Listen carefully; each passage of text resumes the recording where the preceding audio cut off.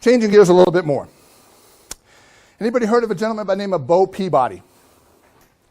Bo Peabody created a company called Lycos. He's one of those college guys like Zuckerberg, you know, that drops out of college and goes ahead and creates a billion-dollar company in his dorm room and sells it, and he's 21 years old or whatever, and he doesn't have to work for money for the rest of his life anymore, okay?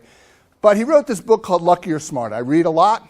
I should share that I'm a flaming dyslexic, so when I say I read a lot of articles, but quite frankly, I listen to books on tape all the time. I constantly listen to books on tape. Every time I transit from one place to another, I'm listening to a book on tape because it allows me to double down on that windshield time that I'm sitting there and use it as an educational thing.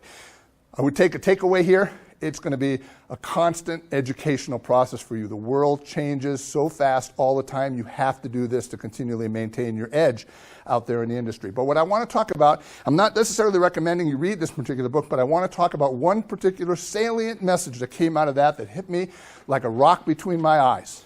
And that was, Bo said the successful entrepreneur is what he called a B student and not an A student.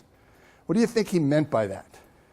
The takeaway for me really boiled down to you knowing a little bit about a lot of things, but you don't have to be an expert in any one of them. So you don't have to understand the whole world of taxes to be as a CPA, but you need to know a little bit about taxes, right?